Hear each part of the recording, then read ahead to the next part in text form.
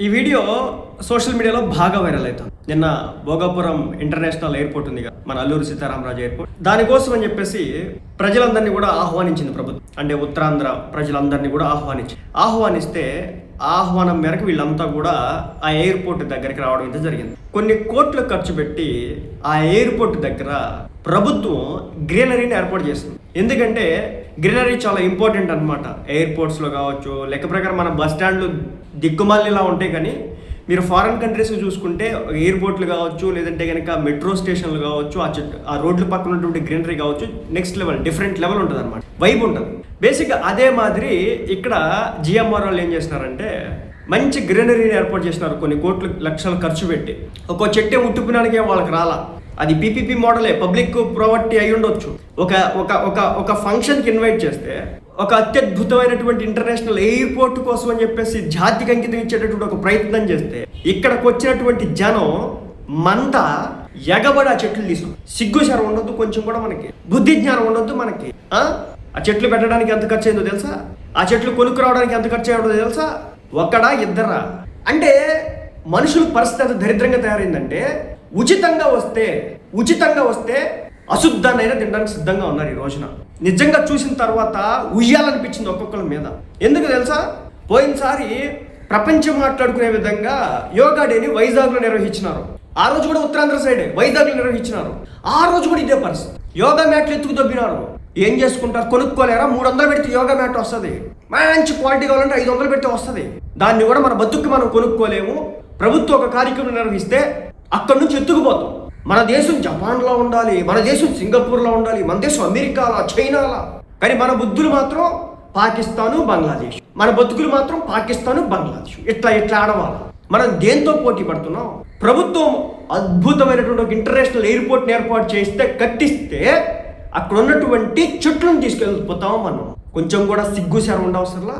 అది కూడా ప్రభుత్వం ఇన్వైట్ చేసి మిమ్మల్ని అందరినీ పిలిస్తే చూసి ఆనందించాలి.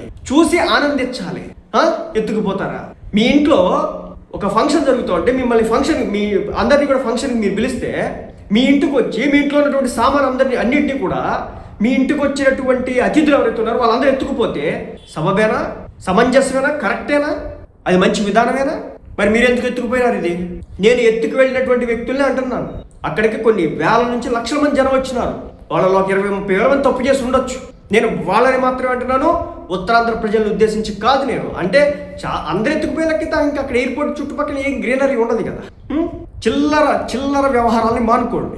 మనం ఒకరికి చెప్పే స్థాయిలో ఉన్న సౌత్ బీహార్ అన్నారు మొన్న యోగా మ్యాట్ ఎత్తుకుపోయిన రోజున. బీహార్లో కూడా ఇదే అనమాట. ట్రాన్స్ఫార్మర్లు ఎత్తుకుపోతారు, ట్రైన్లు ఎత్తుకుపోతారు, బస్సులు ఎత్తుకుపోతారు, అలాగే సెల్ ఫోన్ టవర్లు ఎత్తుకుపోతారు, రోడ్డు ఎత్తుకుపోతారు. వాళ్ళ ఇంటి ఎదురుగా రోడ్లు వేస్తుంటే రోడ్లు ఎత్తుకుపోతారు. వాళ్ళు అయ్యే చేస్తారు. వాళ్ళతో మనం పోటీ పడతామా?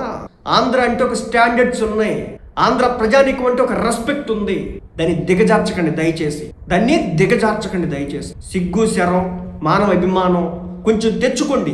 లజ్జ అనేది చాలా ఇంపార్టెంట్ మనిషికి. అది లేకపోతే కనుక మజ్జిగ ప్యాకెట్ల కోసం ఒక ఆవిడైతే కనుక అది పట్టుకొని ఇట్లా 10 మంది ఆమె కోసం ఆమె మీద ఎగబడుతున్నారు. ఆ మజ్జిగ ప్యాకెట్ల కోసం ఆమె వదలని విక్రమార్కులు అంటారు చూసారా? ఆ మాదిరి ఎట్టుపోతుంది సమాజం. 5 రూపాయల మజ్జిగ ప్యాకెట్ కోసమా? తిప్పి కొడితే ఒక 20 ప్యాకెట్లు అనుకుంటే ఒక 100 రూపాయలు, లేదు 200 పెట్టుకుంటే గంపెడు మజ్జిగ ప్యాకెట్లు వస్తాయి. వాటి కోసం కూడా చేస్తున్నారా? నిజం చెప్తున్నా, ది వర్స్ట్ బిహేవియర్ కొంత. ఇంకొకటి చెప్తా, ఇదే ఎయిర్పోర్ట్ లో నిన్న ఏదైతే ఒక ఫిష్ స్ట్రక్చర్ తో ఉన్నటువంటి ఆ ఎయిర్పోర్ట్ కన్స్ట్రక్షన్ ఉందో, అక్కడ దాని స్టార్టింగ్ లో వాటర్ ఒక లేక్ లా, అంటే దాని తోక, దాని బాడీ ఒక వాటర్ లా వచ్చే విధంగా డిజైన్ చేసినారు. అదేదో వాటర్ ఫౌంటైన్ అయినట్టు, వాటర్ ఫాల్ అయినట్టు, మన జీవితంలో మనం ఎప్పుడూ కూడా అలాంటి నీటిలో దూకినట్టు. అరే ఫౌంటైన్స్ వస్తానే దాన్ని చూసి ఆనందపడాల్సింది పోయి దాంట్లోకి ఎక్కి, మా సైడు చెరువుల్లో, కాలువల్లో, లేదంటే కృష్ణా రివర్లో నీళ్ళు వచ్చినప్పుడు అలా వెళ్ళి చక్కగా కొంచెం ఎంజాయ్ చేస్తారు. ఆ మాత్రం ఎంజాయ్ చేస్తున్నారు. అదొక మ్యాన్ మేడ్ స్ట్రక్చర్, దాన్ని డిస్ట్రాక్ట్ చేయొద్దు. సిగ్గు శరం, ఇప్పటికైనా బుద్ధి తెచ్చుకోండి. ఇది పద్ధత అంటారు. దీన్ని లేఖితనం అంటారు. ఇది పద్ధతి కాదు, ఇది లేఖితనం, ఇది చిల్లరతనం. దయచేసి ఇలాంటివి ఆపండి.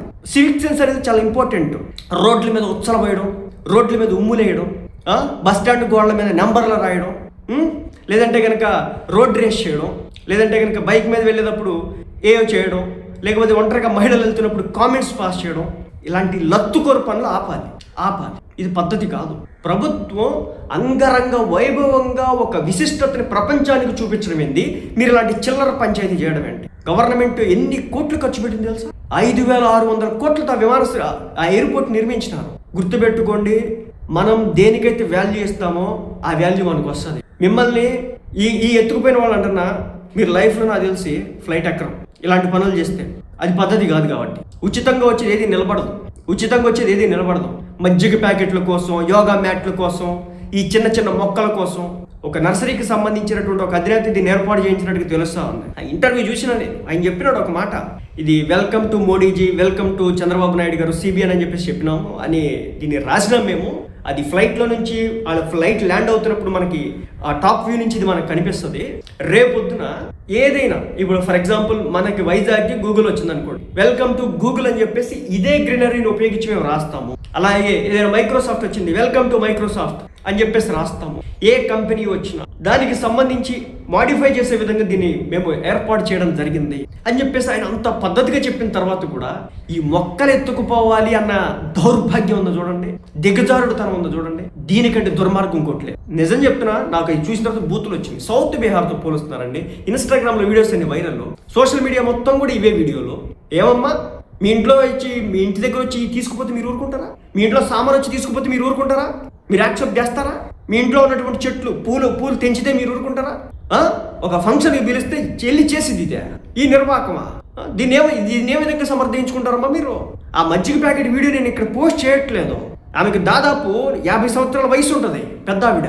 బుర్ర పెరగలేదా? మజ్జిగ ప్యాకెట్ల కోసం చచ్చిపోతున్నారా? ఇలువ పోతుంది మీ వల్ల. చుట్టూ కెమెరాలే, ఇన్స్టాలో ఇట్టేస్తే అట్ట వైరల్ అవుతున్నాయి వీడియోలు. కొంచెం చిల్లరతనాన్ని ఆపండి. ఇది పద్ధతి కాదు.